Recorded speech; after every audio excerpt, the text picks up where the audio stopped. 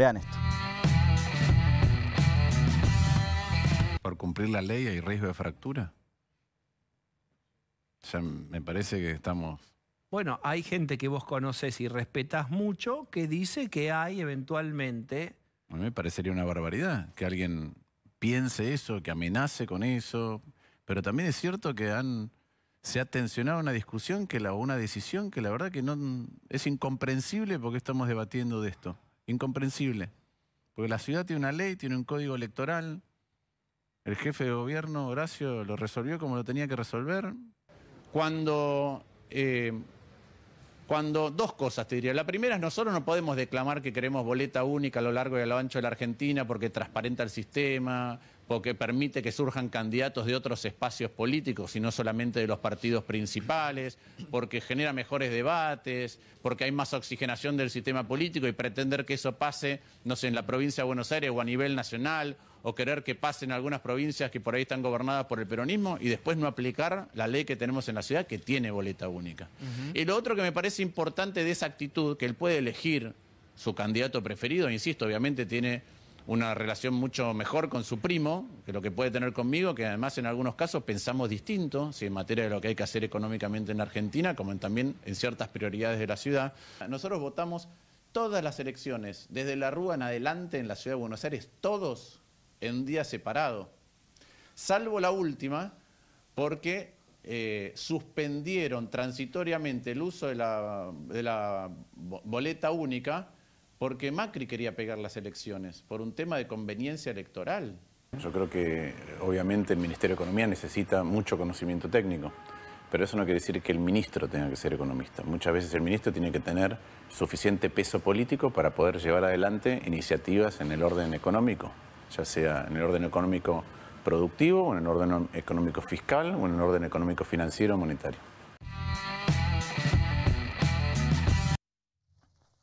Estamos ahora con Rodrigo Esteves Andrade, él es licenciado en comunicación y consultor. ¿Qué tal, Rodrigo? ¿Cómo estás? Muy buenas tardes, ¿cómo estás, Juan Pablo? Gracias por la Bien, invitación. muy bien. Bueno, ¿es el momento de los radicales? Es buena la pregunta. Es un momento en la ciudad de Buenos Aires donde el radicalismo ha planteado un escenario de disputa franca con la fuerza de gobierno, que es una fuerza de gobierno que ya tiene 4 gestiones de continuidad. Una fuerza de gobierno que se reconvirtió en el poder, porque el PRO ya no es la fuerza que fue en un primer momento, aquella fuerza oxigenante y que al porteño la representaba como una novedad, sino que es una fuerza que en cuatro gestiones de continuidad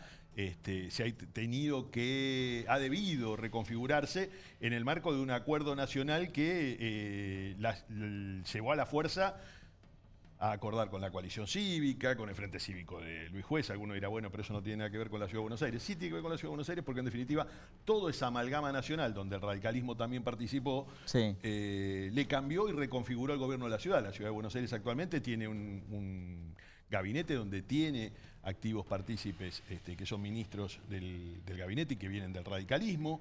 Y particularmente, esta reconfiguración llevó también a que en esta oportunidad, a diferencia de otras,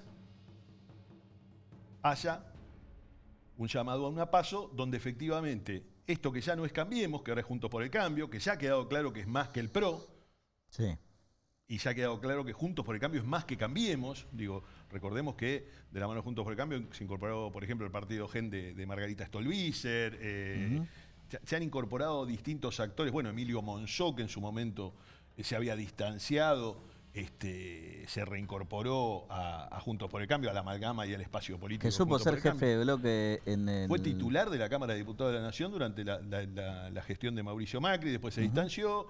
Es decir, sin ir más lejos, la irrupción de Facundo Manes en la provincia de Buenos Aires, una irrupción muy refrescante para la política. A ver, está claro que el radicalismo viene ganando un protagonismo que no tenía. Una de las grandes críticas que recuerdo para la elección del 2019 era esta cosa de que, bueno, que dentro de Juntos por el Cambio no habían tenido tal vez el rol que se había pensado cuando se asociaron para la elección del 2015. y creo que fueron ganando terreno y peso propio, ¿sí?, en el correr de estos 4 años y llegan posicionados de una manera muy diferente a cualquiera de las 2 elecciones anteriores. Sí, y naturalmente eso tiene un correlato en la Ciudad de Buenos Aires, porque es un distrito donde la Unión Cívica Radical siempre tuvo protagonismo. Recordemos, recién lo escuchábamos al precandidato a jefe de gobierno, Martín Lustó, que decía y hacía mención de las elecciones que se hicieron en la Ciudad de Buenos Aires, la primera elección autónoma en la Ciudad de Buenos Aires, que ya fue hace algunos años, 1996, que asume Fernando de la Rúa, elige gobierno radical. Es decir, y además debemos decir, digo, de 1983 en adelante, se cumplen 40 años de restauración democrática, el radicalismo tuvo enorme protagonismo en la Ciudad de Buenos Aires. Sin ir más lejos, en el 83 Fonsi sacó más del 60% de los votos. Es decir, el radicalismo siempre estuvo indisolublemente ligado a la ciudad. Perón en vida, de la Rúa gana un balotaje en la Ciudad de Buenos Aires a senador nacional, cosa que seguramente los más chicos no van a recordar, pero debo contárselo que fue así, aunque les parezca increíble, con Perón en vida en la Ciudad de Buenos Aires, el radicalismo en la ganó un época balotaje. que se ganó el apodo de Chupete, ¿no? Exacto, porque era muy jovencito, efectivamente, tal cual. La realidad es que el radicalismo va por esta recuperación y enfrente tiene a un PRO que todavía no ha logrado, al menos en lo que se presenta hasta hoy, unificar en una candidatura. Y creo que eso también debilita, en términos políticos, a la gestión de Horacio Rodríguez Larreta para la continuidad desde lo que es el PRO. No la gestión de Horacio Rodríguez Larreta desde lo que es Juntos por el Cambio, porque Claro. Juntos por el Cambio lo oxigena que aparezca un candidato competitivo por fuera de la lógica del PRO. Ahora, Sí, sí, porque eso genera siempre mayor participación. mayor participación y a la vez porque la PASO es un instrumento que está para darle uso. Ahora, hablando de la PASO, qué lío con la boleta única. Esta cosa que siempre es una constante en el ejercicio del poder. Cuando me conviene uso una cosa, cuando me conviene uso otra cosa. Entonces, los mismos que propiciaron la boleta única ahora la cuestionan porque en principio lo favorecería a Lustó. Yo diría, en primera instancia, me sorprendió en demasía los modos y las formas de la queja. Es decir, que Mauricio Macri, un expresidente de la República, que finalizó su mandato, que está en vida política, que se sintió precandidato a presidente y que recién hace pocos días renunció a su precandidatura, o al menos eso dijo, hable de desilusión con un hombre que fue un ariete imposible de despegar de él, como es Horacio Rodríguez Larreta, fue su jefe de gabinete, fue su hombre operativo en la ciudad y fue quien además ganó la primaria del PRO. Recordemos que el PRO tuvo una primaria muy dura donde Horacio Rodríguez Larreta arrancó siendo el retador. El triunfo lo tenía Gabriela Michetti. Yo sé que parece que hablara de deportes en el recuerdo, pero no fue hace tanto. Fue en el 2015. Por eso, no fue hace tanto. Y esto es así. Sin embargo, el término desilusión es un término muy fuerte de parte de Mauricio Macri. No solo Sí, eso, sí. sino que además el término de la ofensa lo pone en una muy mala situación a quien él dice que es su precandidato, que es su primo, otro tandilense como él, que es Jorge Macri. Y acá un Sí. doble problema. Esta condición de tandilenses de ambos, digo que en el caso Sí. de las candidaturas nacionales o bonaerenses no tendría ningún problema. En el caso de Jorge Macri es un problema. Jorge Macri es presidente del PRO bonaerense actualmente, Sí. fue electo para intendente de Vicente López en varias oportunidades y actualmente Ahora está de pedi- licencia. Ha pedido licencia, pero está Pero- en un periodo pero de gestión. sigue siendo, en realidad, es el un periodo de intendente. gestión de intendente de Vicente López. Fue eyectado de la provincia de Buenos Aires. Esto es algo que también parece que fuera deportes en el recuerdo. Fue eyectado de la provincia de Buenos Aires donde no lo dejaron competir cuando desembarcó Diego Santilli. Por eso llega a la ciudad de Buenos Aires, invitado por el propio jefe de gobierno Horacio Rodríguez Larreta en aquel momento para ser Sí. su ministro de gobierno. Es decir, tuvo que resignificarse en un distrito que no era el propio, Sí. con algunas condiciones objetivas que realmente lo Pero descolocan. ahora, corregime si me equivoco con la ley electoral, pero no reúne la antigüedad A priori no. necesaria. A priori no. Y ¿Son además, 5 años de residencia? Si sí, vos no sos...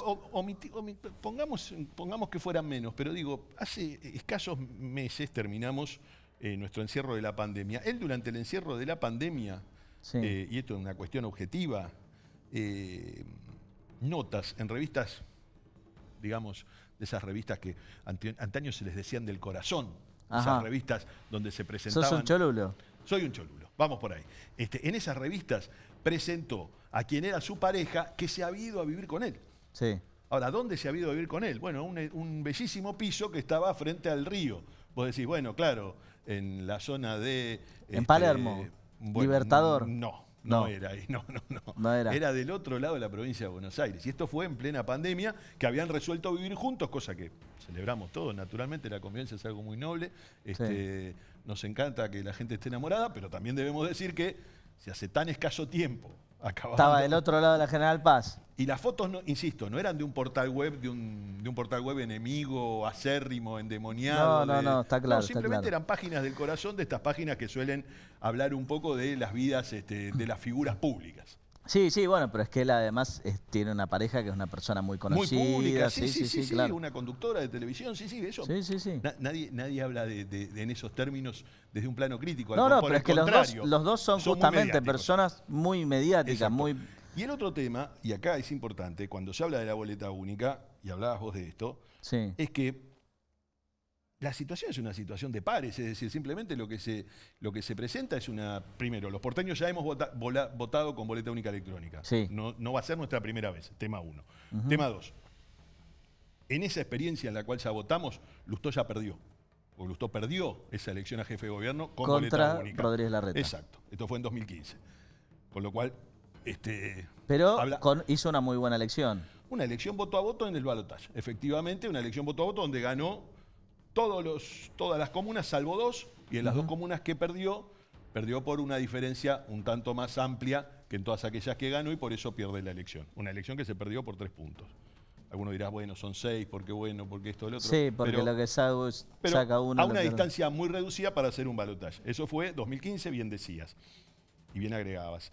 Ahora, volviendo sobre esto, digo, poca fe muestra toda esta situación de... No, a ver, está claro que las manifestaciones dan la sensación de que se ven perdedores en esta contienda. Cuando aún no resolvieron quién es el candidato del PRO, además, porque debo recordar algo, Soledad Acuña no bajó su precandidatura, es ministra de Educación, alguno dirá, bueno, no tiene posibilidad. Ella mostró voluntad de ser precandidata. Sí. Y recordemos Quirós otro también. precandidato, claro, el ministro de Salud, que ahí en el caso del ministro de Salud debo decir algo. La gestión de salud es una gestión que salió fortalecida tras la pandemia, sin lugar a dudas. Y aparte de la ciudad, si se quiere, se benefició de esta disputa que hubo, ¿te acordás? Respecto de la apertura de los colegios, donde claramente le salieron bien las cosas. Le salieron bien las cosas y el ministro de Salud mostró en cámara ser un tipo sumamente empático, con una capacidad de comunicación muy fuerte y que tiene una presencia muy fuerte en la calle, con un dato más, que la coalición cívica, una de las fuerzas medulares e integrantes que dieron vida a lo que es Cambiemos, alguno dirá, hasta diría que casi podría cargarle a Carrió cierta propiedad de la idea de Cambiemos previa al propio Macri, porque de no mediar Carrió que parte unen, nunca hubiera nacido Cambiemos. Sí. Debemos decir algo, la coalición cívica ya lo tomó como precandidato propio a Fernán Quirós. Es decir, yo no veo tan claro, si bien el jefe de gobierno ya ha hecho mención que va a haber un solo candidato del PRO, tan claro que hoy tengan un único precandidato. Sí. Esto es otro dato, ¿no? Lustó, una de las cosas que decía era, bueno, por ahí hasta irónicamente, que Macri quería beneficiar a su primo, ¿sí? Y es gracioso, ¿no? Que en un punto, justamente un partido que vino, si se quiere, a cambiar o a traer algo nuevo en su momento, esté de alguna forma haciendo nepotismo, porque es indiscutible la relación y es pública y conocida. Sí, ahí debo decir algo en defensa, si se quiere, de Jorge Macri. Jorge Macri participó desde lo constitutivo de esa fuerza política y siempre participó en la provincia de Buenos Aires, se presentó en varias oportunidades. No obstante, son tandilenses ambos son primos, es una cuestión objetiva. Uno percibe, insisto, que acá hay más de cómo se reconfiguran o cómo se resignifican aquellos que fueron desplazados. A otra instancia pasa lo mismo con Patricia Bullrich, tal vez nadie lo recuerde ya, pero Patricia Bullrich se le impidió en el anterior paso ser precandidata contra María Eugenia Vidal. Y eso la eyectó a la presidencia del PRO, a la presidencia nacional del PRO, como un cargo de menor cuantía. Recordemos que para el PRO esta cosa partidaria muchas veces no tiene la estatura que por ahí tiene para el peronismo o para el radicalismo. Claro. Esta cosa de las estructuras partidarias, ¿no? Digo, el PRO, partido joven, pero a la vez esta estructura nacional, este tipo de estructuraciones no tienen tanta relevancia. Y debo decir algo más. Si yo preguntara quiénes fueron los anteriores presidentes del PRO en una encuesta, muy probablemente casi nadie sepa quiénes fueron los anteriores presidentes a nivel nacional. Sí. Pero recapitulando con esto, Patricia Bullrich se resignificó y hoy es una precandidata competitiva a la presidencia de la Nación. Entonces digo, muchas veces también lo que tiene el PRO es que ha tenido que resignificar a su propia dirigencia. Jorge Macri lo mismo pasaba en virtud de su desembarco en la ciudad. Sí. Cada uno se fue abriendo camino a su paso. La sensación que uno tiene es que en este caso puntual, en el de Jorge Macri, también Mauricio Macri se va por las circunstancias. Es decir, no sé cuánto hay de elección de Mauricio Macri, cuánto hay de las circunstancias de Mauricio Macri, que no ve otro precandidato capaz de reivindicar su apellido. Y ahí sí, la fuerza de Jorge Macri puede tener un valor en la ciudad. Macri no va a estar, Mauricio no va a estar en la boleta, Mauricio Macri no va a estar en la pantalla tampoco, pero sin embargo va a haber una oportunidad de reivindicación del apellido que le va a dar su primo. Rodrigo, una de las cosas que vos traías, el tema de cuando Rodríguez Larreta compitió con Michetti. En aquel momento, si bien justamente Michetti estaba mejor posicionada originalmente en las encuestas, Rodríguez Larreta fue ganando terreno a fuerza de, primero, de haber sido él bendecido por Macri en esa interna, que hoy no lo hizo expresamente con Patricia Bullrich, pero se muestra claramente más afín a Patricia que a Rodríguez Larreta. Y en ese momento, si se quiere, el aparato lo beneficiaba a Rodríguez Larreta, lo cual hoy estarían cada uno de estos dos factores de cada lado, ¿sí? ¿Cómo ves vos eso? Porque hoy en principio Patricia Bullrich también estaría aventajándolo un poco en las encuestas. A ver, el tema encuestas. No se vota este domingo, es decir, todas las encuestas son las encuestas del humor social de esta semana. Sí. Yo en ese tipo de cosas soy bastante... Y además, si vemos la elección de Neuquén, la verdad que Milei no parece que vaya a sacar 20 puntos, ¿no? Bueno, es interesante lo que decís. Si querés me tomo de ahí. Dale. Milei en Neuquén lleva un candidato que es un hombre mediático y muy conocido en la provincia. Se llama Carlos Eguía. Carlos Eguía, un conductor de televisión, de radio, una figura muy reconocida de la realidad cotidiana de los neuquinos. Carlos Eguía ya había sido candidato y ya se había medido en un proceso electoral anterior, el de hace 2 años, pero con otra fuerza política, con la coalición cívica. Con la coalición cívica, es decir, el hombre de Carrión, Neuquén, sacó 14 puntos. Sí. ¿Y ahora? Este fin de semana sacó menos de 8. Ajá. Con Milei al lado. Con Milei al lado. Entonces digo, ojo con este tipo de cosas. E insisto, este hombre no perdió pantalla, no perdió micrófono. Sí, él por sí mismo no perdió protagonismo. No perdió protagonismo. Siguió, es más, Carlos Eguía venía a Buenos Aires y salía en una tira diaria de las 9 de la noche en uno de los canales líderes de esta ciudad. Que no es el de este grupo, pero en uno de los canales de peso de esta ciudad, donde había un debate, qué sé yo, y él solía ir. Recordemos, ahí conducía Santiago del Moro, para ayudar a algunos a que sepan qué programa era. Pero digo, ahí Carlos Eguía iba, es decir, venía de Neuquén, venía a Buenos Aires y participaba en ese canal con estudio en Palermo, en las noches tan complejas que eran donde todos discutían. Bueno, Carlos Eguía no perdió espacio, sin embargo, me parece que no es un dato para anotar.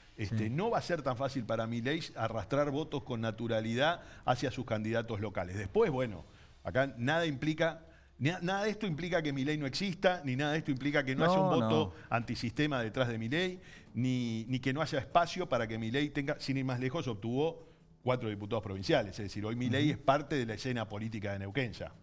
Bien. Rodrigo, muchísimas gracias por venir. Vamos a seguir hablando a medida que avancen las elecciones. Gracias a vos.